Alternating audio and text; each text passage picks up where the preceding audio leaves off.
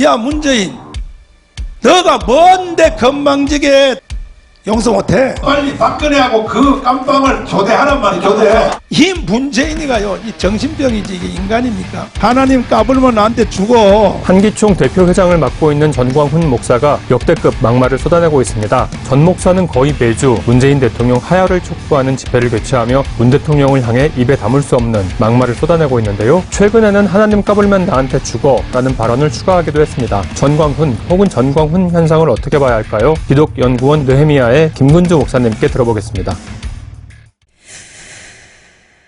먼저 김근주 목사님을 한겨레TV 시청자들께 설명을 좀 드리려면 2012년 웨스트민스터 신학대학원 대학교에서 파면을 당하셨습니다. 그때 사립학교 운영재단에 대해서 문제가 있다라고 몇 분이 항의하는 대자보를 붙였고요. 이 사람을 지키기 위해선 다 같이 붙이는 게 필요하겠다 싶어서 같이 붙였는데 교원의 품위 유지, 위반 이런 걸 사유가 되어서 파면이 되었었죠. 지난 9월에는 대한예수교 장로회 합동부터 이제 김근주 목사님 특강을 금지해달라는 건의안이 올라왔다고 하던데, 동성애에 대해서 옹호적인 지지하는 생각을 가지고 있다. 이 사람을 우리 교단에서는 특강으로 부르지 말라. 특강을 못 하셨어요, 그래서? 전국에 어느 교회든 저보고 와서 강의해달라 그러면 제가 성경 가운데서도 구약 성경을 전공했습니다. 그래서 강의해달라 그러면 어디든 가는데 약속이 있던 데에서 취소가 되기도 하고 그러했었습니다. 합동이 나를 콕 집어 금지하다니 나 이제 전국구다. 제가 그렇게 글을 올리기도 하고 그랬었습니다. 저랑 상관없습니다. 대형교회 문제에 대해서 지속적으로 이 양심적인 목소리를 대변을 해주셔서 개인적으로는 많은 이런저런 불이익을 겪고 계신데, 그런 김근주 목사님께 오늘 본격적으로 인터뷰의 목적이라 할 수 있는 대형교회의 문제, 전광훈 목사 이야기를 좀. 하나님 꼼짝마. 하나님 까불면 나한테 죽어. 하나님 까불면 나한테 죽어. 네, 그 발언을 어떻게 받아들이셨는지요? 대한민국의 이 수많은 교회들에서 일요일마다 나누어지는 설교들을 다 모아서 따지면 말도 안 되는 소리가 엄청 날 겁니다. 내가 빤스 내리려고 하면 내리는 사람이 내 교인이다. 자기가 하나님과 유별나게 가깝다는 생각들이 교인들에 대해서도 함부로 말하고 좌지우지하게 되고 목사란 이유로 하나님의 대리인처럼 착각하고 있었다는 게 딱 드러난 사례다 싶어요. 전 목사가 집회를 하거나 기도회를 하거나 그렇게 하면은 많이 호응하는 사람들이 있잖아요. 정기적으로 동원들이 되고 있고요. 저는 경상북도 대구 출신입니다만 이 경상남북도를 중심으로 해서 어마어마한 동원들이 있었고, 지난 개천절 집회 같은 경우도 굉장한 일들이 있었고, 그거 안 가겠다라고 지역교회 목사가 거부하면 뭐라 말을 듣기도 하고, 정강훈의 이런 미친 소리들을 지지하고 나선 개신교 목사들이 적지 않다라는 거고요. 서울과 지방에서 어마어마한 대형 교회를 개척해서 그까지 만들었던 목사들이 은퇴하고는 놀랍게도 전광훈 목사를 지지하는 발언들을 했다라는 점에서 전광훈의 헛소리로 대표되는 한국 기독교 개신교 주류가 어쩌다가 이렇게 문재인 정부에 대해서 각을 세우게 되었을까가 관건이다 싶고요. 담임 목사로 있었을 때 그때는 그런 행태 혹은 그런 행보 혹은 그런 발언을 하지 않다가 은퇴하면은 왜 그렇게 돌변하시는지. 그 몇십 년, 30년을 교회를 섬기면서 헌신적인 목회를 통해 몇천 명 단위, 우리 일반 기업으로 지금 대기업을 만들어낸 셈이지 않습니까?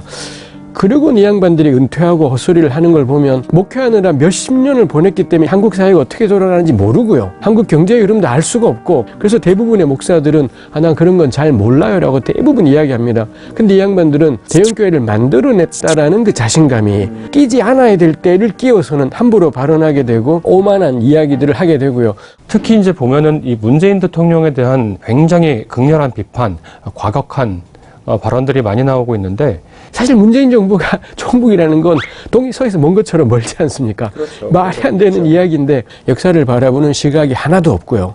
그 다음에 또 하나는 거짓 정보, 가짜 뉴스가 가장 많이 유통되는 게 저는 교회 카톡방이라고 생각합니다. 그 카톡방에 온갖 가짜 뉴스가 있는데 우리 교회 교인들이 목사님의 설교에 비판적으로 대응하는 게 전혀 훈련되어 있지 않고, 심지어 성경도 하나님 말씀이고 저는 진리라고 믿지만 진리는 붙어 싸워서 입증이 되는 거지, 막 덮어놓고 믿으려고 해서 그거는 진리가 아니라 겁나기 때문에, 무섭기 때문에 못 파는 거지. 그건 가짜인 겁니다. 진짜라면은 파고 덤비고 비판하고 시비해도 진리는 그 스스로 진리됨이 드러나는 건데, 근데 우리네 교회가 비판적인 능력들을 전혀 기르지 못하고, 그러자 목사님들이 강단에서 헛소리 설교들을 하고 그냥 받고, 전광훈은 전 한국 개신교가 도달할 필연적인 지점이었다 싶기도 해요. 문재인 정부 출범 이후에 남북 대화라든지 뭐 북미 간에 좀 뭐 지금은 또 상황이 좀 달라졌습니다만 그런 대화가 시작되고 하는 것 자체를 탐탁치 않게 여기는 건가요? 북한에서 내려왔던 이 서북 출신의 기독교인들,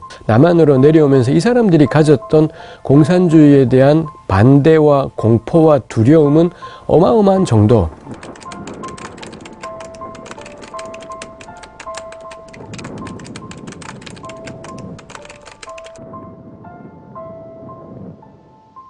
그분들이 한국 교회에 계속 영향을 미쳐왔고, 북한을 제대로 된 사회주의 체제라고 저는 전혀 부를 수가 없어요.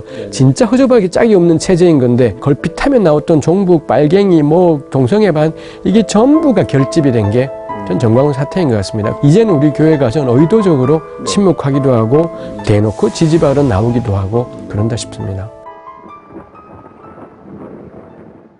전 목사의 최근 행태, 뭐 구국 기도회를 열면서 문재인 대통령 규탄을 하고 심지어는 뭐 하야해라, 박근혜 대통령과 간판 교대해라 이런 발언들을 하는 건 황교안 체제의 자유한국당의 이해관계와도 맞닿아 있는 것으로 보이던데, 이 양반 역시 신학을 공부한 전도사이기도 했고 흔히 말하는 한국 개신교가 길러낸 독실한 신앙인, 이게 딱 황교안 씨입니다. 그러니 정광훈 같은 사람하고 딱 꿍짝이 맞겠다 싶은 것이 황교안 씨나 정광훈 목사 같은 사태가 가지고 온 또 긍정적인 면이 있다면 전 정교분리에 대한 재고다 싶습니다. 직접적인 정치 행위를 하는 거를 우리 헌법에서도 금지하고 있는 것으로 알고 있는데, 제가 알고 있기로 헌법상의 정교분리는 국가가 종교에 대해서 개입할 수 없다가 좀 가장 기본적인 사항. 당연히 종교인들은 정교분리이고 뭐고 간에 우리 옆에서 이 공무원이든 국가이든 부당한 일들을 할 때 종교인이건 누구건 반대하는 게 너무 당연하고, 가령 명동 성당으로 양심수들이 도망쳐 왔을 때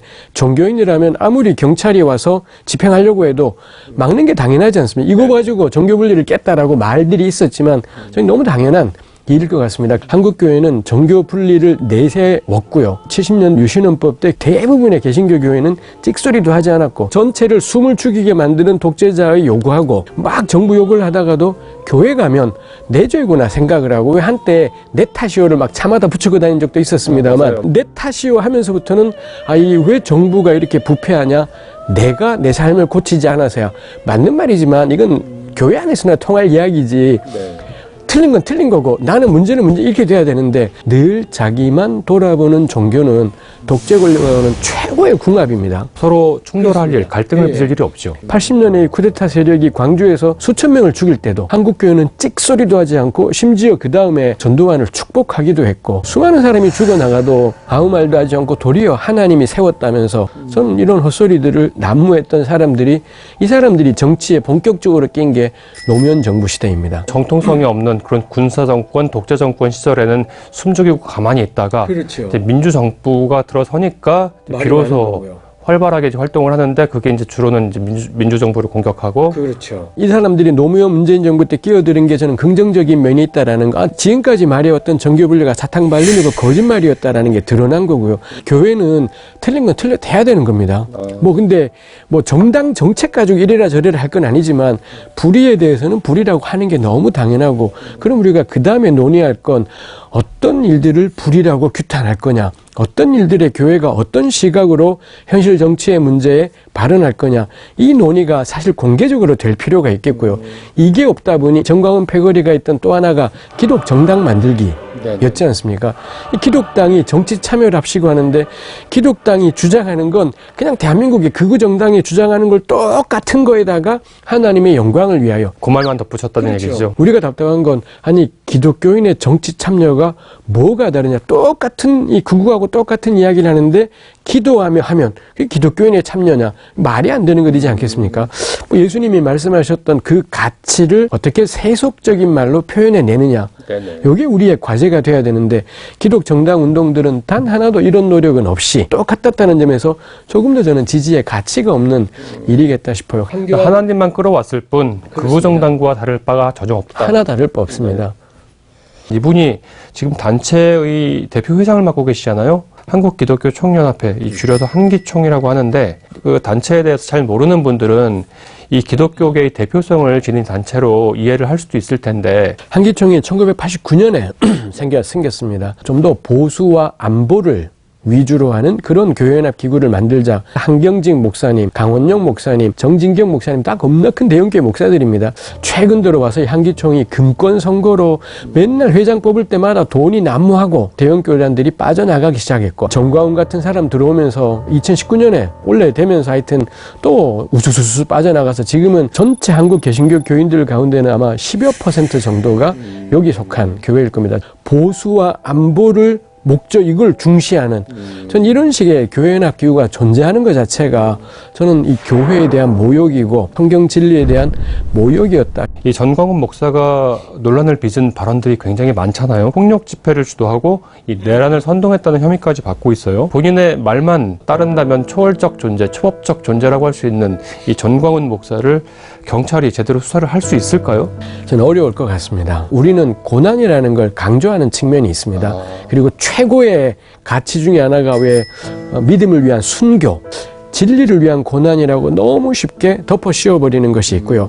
100% 전광훈 패거리는 잡혀가면 믿음으로 인한 고난이라고 생각할 겁니다. 자아가 더 강화될 거고 반드시 사법 처리는 돼야 된다라고 생각하지만 이게 이 집단에게는 더 기승을 떨치게 하는 일이 되겠다 싶어요. 전광훈 목사 문제, 이 문제는 또 어떻게 그러면 이 한국 사회가 좀 해법을 모색해 볼 수 있을까요? 전광훈 같은 경우는 한국 개신교 교회의 전체 흐름하고도 연관된 거기 때문에 저는 결코 단시일의 문제는 안 될 것 같다 싶습니다. 그렇지만 저는 목사고 그리스도인이지만 저는 한국의 기독교는 쇠퇴해 가고 있다 생각을 하고요. 제가 믿는 신앙이 틀렸다고는 아무 상관없이 이게 옳기 때문에 더더욱이 지금과 같은 개신교는 쇠퇴해야 되는 게 맞고 망해가는 게 전 너무 맞겠다 싶습니다.